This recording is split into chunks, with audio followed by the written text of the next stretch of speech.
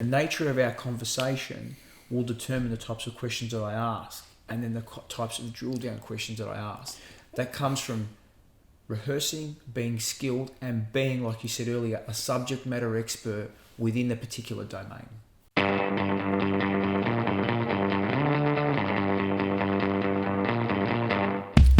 Welcome back to the Talking Sales series, and again I've got Luigi. G'day, mate. John, happy to be here, mate. Thank you. Hey, I want to talk on a subject that I probably spend most of my life on. People probably get sick of it. It's the whole area of how do we have that conversation with the customer, particularly early in the sales process, leveraging questions. How do we ask questions, telling stories, that whole area of what I call discovery. And doing it in a way that it becomes the customer's discovery as much, if not more, than our own discovery. Yeah. Let's talk about that a little bit.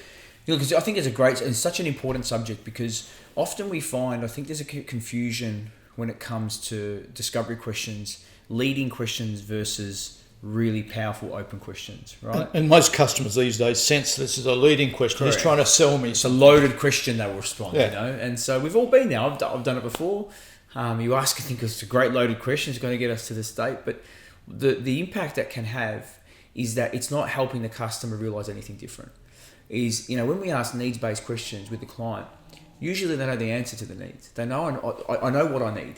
If I just, it's not a priority right now, or I've got other things on my plate, or, I'm looking for a solution to what I don't know, because that's where it's impacting my performance. And so I think when we run when we go in with leading questions, we run the risk of not adding any value at all. But when we really considered about the types of questions that we ask, and I like the concept of thoughtful questions. It stops to make the customer think. It makes them think in their brain, and it triggers a bit of emotion. Right. And so they really stop. And you've asked a really thoughtful question when they stop, and they don't even acknowledge. And they're really thinking about it. And that's when we as sales professionals need to shut up. And the thing that we do so bad, right? We love to talk, right? We don't like that nervous gap. But when we ask a thoughtful question, we're adding value, because they're thinking about things. They're considered. They're considering something and going, I did not know. Okay. And you've had an impact. And then once we ask that, it's about drilling down further and really finding out that, we look at the iceberg. It's about really going down to the bottom of that iceberg, underneath, and pulling the real root cause of some issues out. Then we've got substance, and then that will drive the priority. It'll drive the whole sales process. It flips, because they see the importance. And then when we ask supporting questions, such as, now that you've considered this as an option, what will be the impact if we don't move forward? And from a business priority, how important is it to fix this particular problem? Okay, let's go right back to what you call thoughtful questions. Yep. Tell me, what is a thoughtful question? How do people, salespeople, need to understand and frame a thoughtful question? I think there's a couple of things there. They need to be very, we need to really think about how we frame them up. So they're not just what questions. We use trigger verbs. Like trigger verbs: tell me about, help me, consider. Consider the impact of, people losing your best performing salesperson. Mm-hmm. And how will that impact your long-term performance over the next couple of years? Now, that's a really thoughtful question. So we're using trigger verbs to get them to really think. Trigger verbs, they're thinking. And so by asking, tell me about, it's not just an open question. It's more than an open question. So we know that closed, open, thoughtful, or closed, open, power questions. I mean, Andrew has got a great book on power questions, and you can get Paul Cherry's. He's got a great book around questions that sell. But within all that, I like to bucket them into those three areas. And asking a thoughtful question, the very first thing is you've got to earn the right to ask a thoughtful question. I've been there. I was with one of the largest universities in Australia, head of sales. I asked a question way too early about a conversion. About his conversion numbers, and he did not want to share that with me. Why? I hadn't built the rapport. You haven't given him a reason why. That was important for him to share. Correct. What is pretty sensitive information. Absolutely, and I hadn't built the rapport. I hadn't earned the right to ask that question. So when we are too trigger happy, because it is a very powerful question, but when we've earned the right to ask the question, and we ask that question, and they stop the customer to really consider, and they share that with us, all of a sudden we're starting to get alignment, and we're starting to get a better understanding of the root cause of a particular issue. Now, our mutual friend Mike Adams talks a lot about storytelling too, and he focuses very much on this. In all stages of the sales process, you need your stories, but particularly in the discovery area, you need your stories. He talks about success stories and insight stories. Yes. They're critical too at this stage, aren't they? And the reason why I love the stories, and Mike's book's fantastic, is because those stories help a person start to think. It considers, it puts them in a position of considering something that they might not have considered at the start of the conversation.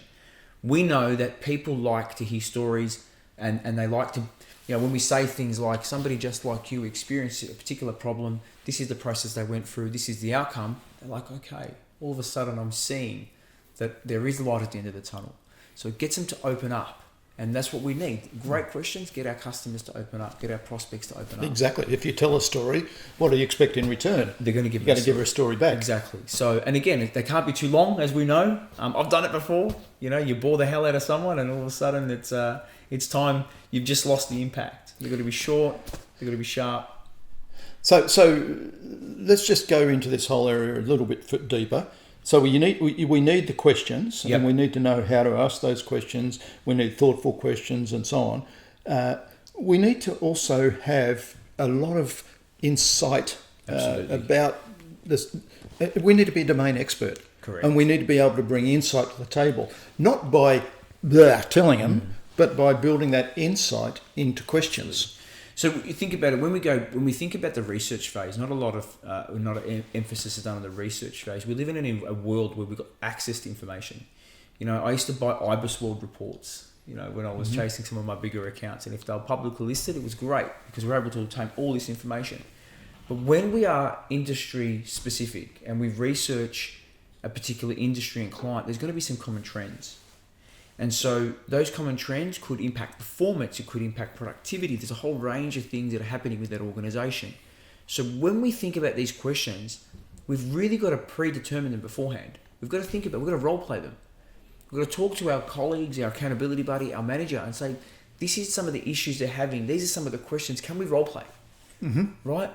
Now I say this, people go, you can't role play this sort of stuff. Absolutely. We wouldn't expect, you wouldn't expect Federer to go to the US Open without doing any training. Without, I watched this thing about Tiger Woods getting up at 1 o'clock in the morning every day to climatize to the new time zone so he can be ahead of his competition. Why are we as sales professionals not spending more time role-playing, asking questions? Winging it. Right? I mean, too many sales people, I'm off to my next meeting, and they've done no planning, certainly inadequate research. And they expect to wing it. Absolutely. When professionals never wing it. They don't. They're prepared. They put the time. They know they know the core. They know where they're going. They know the conditions. There's a whole range of things, and this is what take it all the way back to the image and the mindset. It's not just about showing up to ask questions. It's about being well prepared. And you mentioned Federer. I mean, every time Federer goes and plays somebody, he's done a massive amount of research on that person, studied their videos, gone out with a practice person, asked them to try and do the same things. And really, and this is in the 24 or 48 hours from the last time they played now to the next one.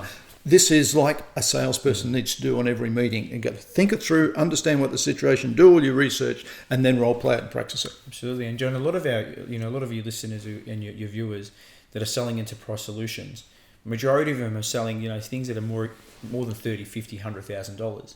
That's a significant investment somebody's making. If I'm selling a solution of that nature, that sales cycle from 3 to 6 to 9 to 12 months, you know what? I've got to be better prepared to give me to create that luck that I need to progress that through the process.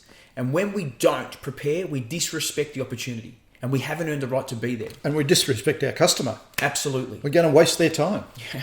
So, in my eyes, we've got to be considered. We've got to be really thoughtful about the questions that comes from research. And practicing and doing role plays on a regular basis means we learn how to conduct that conversation, to frame the questions and frame the conversation, and it becomes natural, even though we still have to prepare every time, it becomes natural.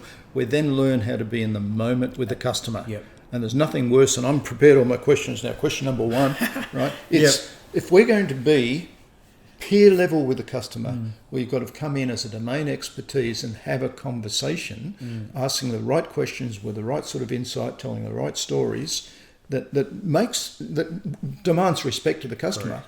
But by being in the moment, like we are here right now, we did preparation before we sat down here today, but now we're in the moment. We're having this conversation. And you talk about consultative selling, and that's, when the true form of consultative selling is just that. It's about, intently listening, not listening to respond, which a lot of us do that. We listen because we want to respond. And the true consultative selling is about not responding. It's about, I need to understand first.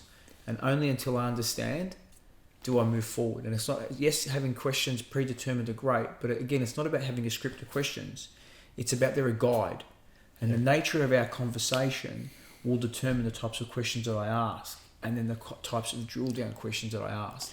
That comes from rehearsing, being skilled, and being, like you said earlier, a subject matter expert within the particular domain. Okay, I think we'll close at that. Yep, no worries. You just mentioned expertise, domain expertise in the customer's domain. Number one, critical, learning how to ask questions, learning to be in the moment, learning how to tell stories, making sure you do all the research and get the insight together, and then doing role plays before you actually go into the customer. Do that preparation, the planning and so on. And now we're going to get a much better hit rate on every conversation we have with customers. You need less in your pipeline, you have a higher close rate. Now you're becoming a professional. Absolutely. And the impact it's having is fantastic. Love it. Luigi, John, look forward to the next time. Thanks, mate.